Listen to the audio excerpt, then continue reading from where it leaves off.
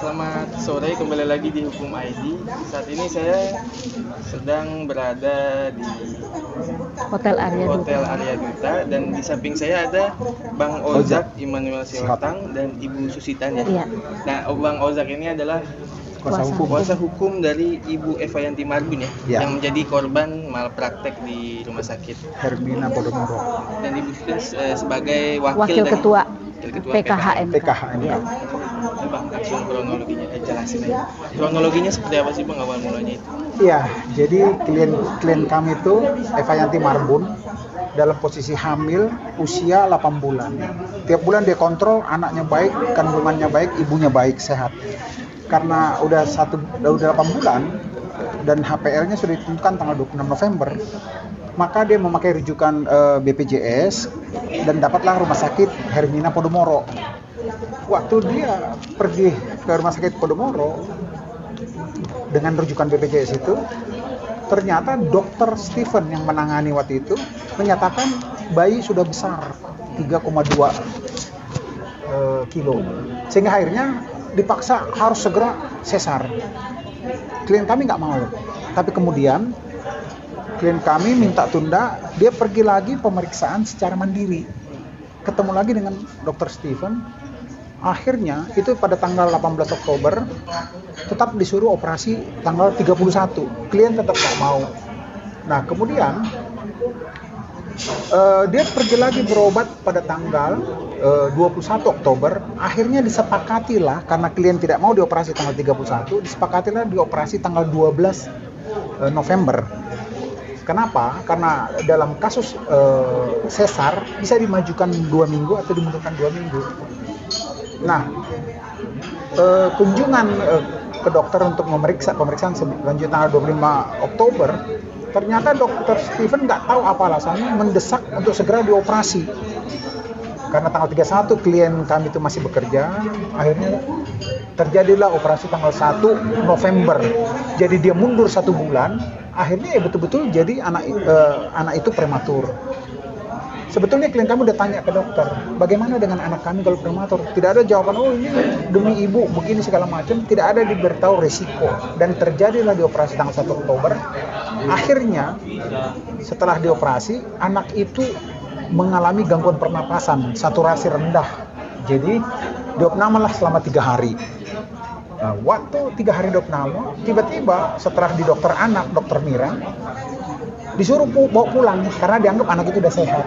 Nah, waktu anak itu dinyatakan sehat, keluarga minta mana hasil lab, mana hasil rekam medis. Nggak ada, cuma dilihat secara kasat mata anak ini udah sehat sehingga boleh bawa pulang. Karena awam medis, bawalah pulang anak ini. Ternyata belum 24 jam anak ini berak darah, perutnya bengkak, tidak mau minum susu, demam dan cenderung tidur. Karena takut orang awam, belum 1 hari dibawa lagi ke rumah sakit Hermina Podomoro. Di rumah sakit Hermina Podomoro, akhirnya tiba-tiba didiagnosa oleh mereka, diberikanlah hasil bahwa si bayi ini mengalami penyempitan usus. Karena keluarga takut, ya kalau gitu dioperasi lah berdasarkan rujukan BPJS. Tapi nggak ada rumah sakit yang mau menerima rujukan BPJS ini. Di samping rumah sakit Hermina Podomoro tidak punya alat. Karena ketakutan keluarga, akhirnya keluarga bilang, dari jam 3 pagi sampai jam 11 anak itu udah dalam keadaan kritis.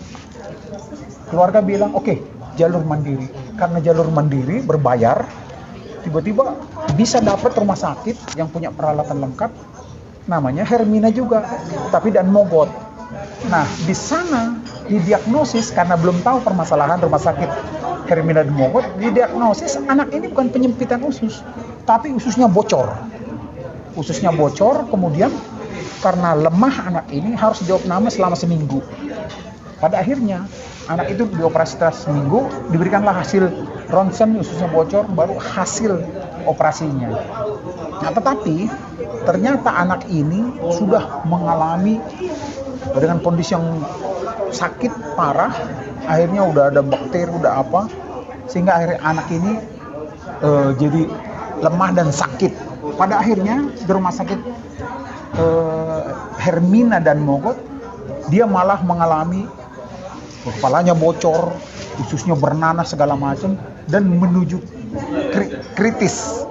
Nah, waktu keluarga datang ke rumah sakit Hermina Podomoro, mereka nggak respon. Ketemu cuma dibilang udah SOP, diminta hasil rekam medis nggak dikasih.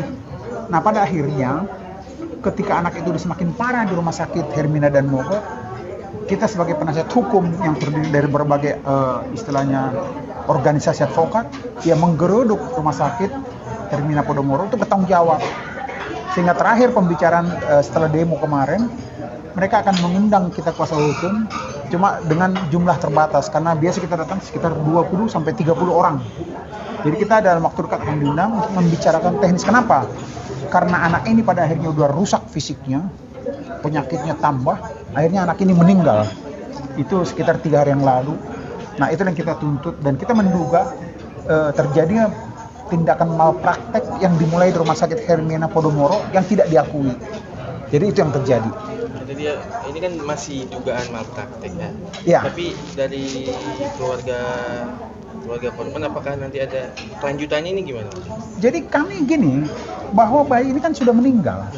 Apapun dilakukan nggak mungkin lagi bayi ini hidup. Tetapi kita melihat rumah sakit Hermina Podomoro ini tidak ada empatinya terhadap kejadian.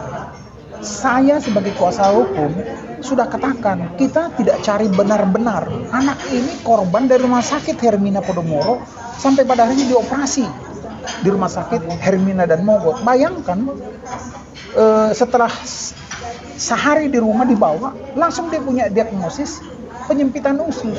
Tapi kemudian dibawa ke rumah sakit Hermina dan Mogot, analisanya berbeda. Ternyata bocor usus. Jadi kuasa hukum dalam hal ini, biar bagaimana anak ini kan udah meninggal, kita cuma menuntut pertanggungjawab. Apa yang terjadi di rumah sakit Hermina dan Mogot sampai anak itu meninggal, biaya yang harus dikeluarkan tuh 300 juta karena berbayar. Nah, ini kan sulit bagi keluarga korban, yaitu Ibu Eva Yanti Marmun. Bagaimana dia kehilangan anak karena kelalaian di rumah sakit pertama itu Hermina Podomoro, kemudian harus juga membayar biaya yang ratusan juta jumlahnya. Nah, kita akan melakukan upaya hukum terhadap perbuatan ini, yaitu menuntut pertanggungjawaban dari rumah sakit Hermina Podomoro. Dalam hal ini ya manajemen rumah sakit, dalam hal ini wakil direktur. Saya kira itu. Jadi PKHMK menanggapi isu ini gimana?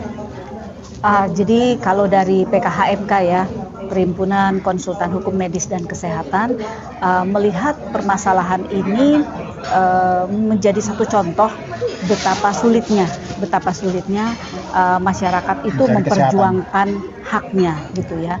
Karena namanya masyarakat itu kan awam gitu ya. Jadi masalah-masalah yang berkaitan dengan medis dan kesehatan itu kan memerlukan penjelasan yang sebenar-benarnya, entah itu dari pihak rumah sakit dan dari pihak dokter. Nah, dari PKHMK sangat mengapresiasi upaya yang dilakukan oleh rekan kami, karena rekan kami ini langsung menempuh dulu upaya mediasi. Menurut kami ini adalah cara yang benar. Di dalam Undang-Undang Kesehatan juga dikatakan bahwa upaya hukum kalau ada terjadi perselisihan itu kan dilakukan secara mediasi dulu. Nah, seharusnya mediasi ini benar-benar dilakukan dengan cara yang benar-benar serius ya. Serius itu berarti dari pihak rumah sakit juga memahami kondisinya, kondisi yang dialami oleh ibu, dan dapat memberikan penjelasan yang benar-benar sempurna lah gitu ya. Apa sih yang tidak dipahami dari tindakan, dari informasi gitu-gitu, itu harus benar-benar diberikan kepada keluarga. Jadi keluarga dalam hal ini Ibu Eva Yanti ya, yang diwakili oleh kuasa hukumnya Bapak Ozak, itu bisa menerima bahwa memang tindakan yang dialami itu seperti itu gitu ya. Ini bisa dilakukan di dalam proses mediasi gitu. Jadi kalau memang sudah ada terbuka upaya untuk mediasi, ini harus dilakukan dengan sebaik-baiknya. Dan kalau misalnya di dalam mediasi itu tidak tercapai suatu kata sepakat, maka memang tidak ada salahnya juga kalau nanti rekan kami ini menempuh upaya hukum yang lain, misalnya dengan mengajukan permasalahan ini ke MK DKI seperti itu kan.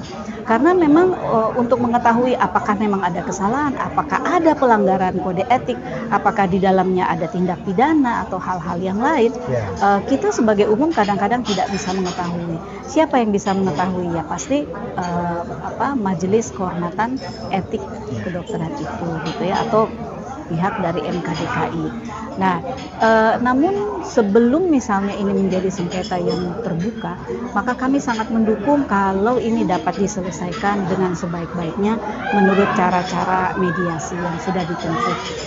Oleh karena itu dari PKHMK kami menghimbau juga dari pihak rumah sakit agar supaya ini dapat dimediasikan dengan sebaik-baiknya gitu kan, seperti yang diinginkan oleh rekan kami sebagai kuasa hukum. Dari PKHMK kami sangat mendukung dan sangat mengapresiasi upaya yang dilakukan oleh rekan kami. Satu sedikit saya tambahkan bahwa begini, yang kami sesalkan adalah sikap dari Rumah Sakit Hermina Podomoro yang tidak peduli sama sekali. Kita mau dibuat aturan-aturan cuma masalah teknis, misalnya jangan diviralkan, jangan ini, padahal mereka nggak peduli dengan apa yang terjadi. Peristiwa ini kan terjadi dari Rumah Sakit Hermina Podomoro, sampai akhirnya anak itu kritis, diagnosanya berbeda, diminta rekam medis nggak dikasih. Nah, pada saat kita mengajukan istilahnya tuntutan terhadap apa yang dialami oleh keluarga korban, rumah sakit itu juga sedang mengalami gugatan peristiwa yang sama. Saya pernah mendengar juga rumah sakit ini ada orang kecelakaan kakinya patah, dioperasi di situ akhirnya meninggal. Itu bisa nanti karena itu ada juga pengacaranya. Nah, jadi yang saya lihat adalah betapa masyarakat pencari kesehatan yang dirujuk melalui BPJS diperlakukan dengan semaunya, tidak dihargai, maunya dioperasi kemudian disuruh pulang, padahal dia nggak hitung 26 November itu adalah pas 9 bulan, dimajukan sebulan, ya otomatis jadi prematur, dia nggak hitung pertumbuhan organ tubuh bayi itu belum sempurna, maka terjadilah saturasi rendah, traumatik terhadap pernapasan, dan pada akhirnya dia tahu yang sebenarnya kondisi anak itu, suruh pulang. Untung Tuhan masih baik, bisa kita kembalikan. Tiba-tiba datang diagnosis penyempitan usus. Karena penyempitan usus tidak bisa didiagnosis sekarang, hasilnya keluar. Itu pasti udah beberapa hari sebelumnya. Nah, saya curiga bahwa apa yang dilakukan membawa pulang itu supaya apa? Tanda kutip, quote and quote, anak ini mati di rumah keluarga korban. Tapi apa yang terjadi? Akhirnya dibawa, pada akhirnya meninggal di rumah sakit dalam kondisi udah penuh bakteri. Saya ada foto anak ini, menyedihkan. Nah, sebagai pembela dari Feyanti, ya kita juga berharap masyarakat untuk bisa melihat betapa banyak korban yang berjatuhan di sana dengan kecobaan-kecobaan seperti ini. Kalaupun disebut duga PKHMK tidak terlibat secara langsung di dalam hal ini, namun sebagai organisasi kami memperhatikan banyak aspek atau kasus-kasus yang terjadi di masyarakat gitu ya. Dan kalau misalnya, dan ada hal yang menarik dari kasus ini adalah karena rekan kami ini mau memediasikannya dulu. Itu sejalan dari program-program yang kita laksanakan juga dan semangat yang dibangun oleh PKHMK yang menginginkan bahwa penyelesaian selalu dimulai dari penyelesaian mediasi. Jangan apa-apa lapor polisi, jangan apa-apa langsung menggugat. Mediasikanlah dulu. Kenapa? Karena dengan mediasi tersebut pihak dari korban atau pihak masyarakat akan mendapatkan banyak informasi dari rumah sakit yang sebenarnya diinginkannya gitu loh.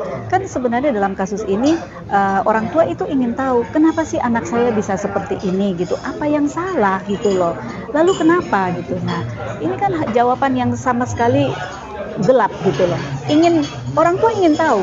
Nah, oleh karena itu berikanlah jawaban itu gitu kan di dalam proses mediasi. Kalau kita sudah beracara di pengadilan kan sudah tinggal benar dan salah, bukti-bukti seperti itu kan. Dan kalau sudah berkaitan dengan bukti-bukti dan yang lain-lain, masyarakat itu memang selalu berada dalam posisi lemah. Kenapa? Karena kita tidak banyak tahu gitu. Seperti contoh di dalam kasus ini, anaknya kan ada di rumah sakit, ibunya pulang, ya kan? Apa yang terjadi terjadi dengan anaknya, ibunya tidak tahu. Yang paling tahu kan memang adalah pihak rumah sakit. Jadi yang bisa memberikan penjelasan tentunya adalah pihak rumah sakit, seperti itu ya.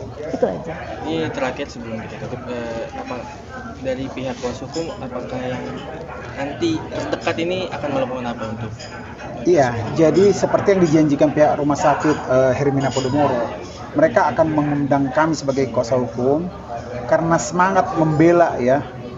Kita pengacara ada hampir 50 orang di dalam surat kuasa itu, mengundang secara eksklusif, tidak banyak-banyak.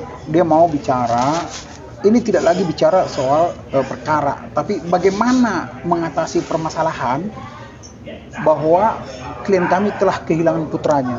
Putranya itu anak ketiga dari sesar yang nggak mungkin lagi punya anak laki-laki dari marga Manulang, bapaknya Manulang, ibunya Marbun, gitu loh. Sehingga sampai kapan pun nggak bisa lagi, karena udah dikatakan oleh dokter yang merawat dia selama 8 bulan, hati-hati karena nggak bakalan bisa punya lagi gitu. Nah, sehingga yang kami harapkan adalah supaya betul-betul nanti mediasi bisa menghasilkan kesepakatan atau pembicaraan yang baik. Ini tidak lagi bicara soal siapa salah siapa benar, tapi bagaimana keadaan ini telah merugikan klien kami. Karena rumah sakit dan Mogot sekarang biayanya 300 juta. Jadi pertanyaan, mana mungkin orang melahirkan 6 juta aja anak bisa ditahan, ini 300 juta bisa keluar dikubur dengan baik. Tentu udah ada itikat baik komunikasi dari Hermina Podomoro dan Mogot. Bagaimana solusinya? Jadi kami harapkan kita bukan menuntut istilahnya mau menang sendiri, tidak. Ini loh korban dari kecerobohan. Kami bisa buktikan nanti bagaimana kecerobohan terjadi, yaitu dimulai di dokter anak setelah dioperasi. Tapi prediksi dimajukan sebulan membuat prematur itu nggak dijelaskan terhadap anak itu. Nah, mudah-mudahan bisa terjadi perdamaian terhadap hal ini. Itu aja harapan kita. Dan semoga mediasi ini berjalan lancar dan Amin. ini jalan yang terbaik ya Pak. Ya, amin. Terima kasih Bu Terima kasih, Susita dan terima kasih banyak Pak Ozak. atas waktunya. Thank you. Terima kasih.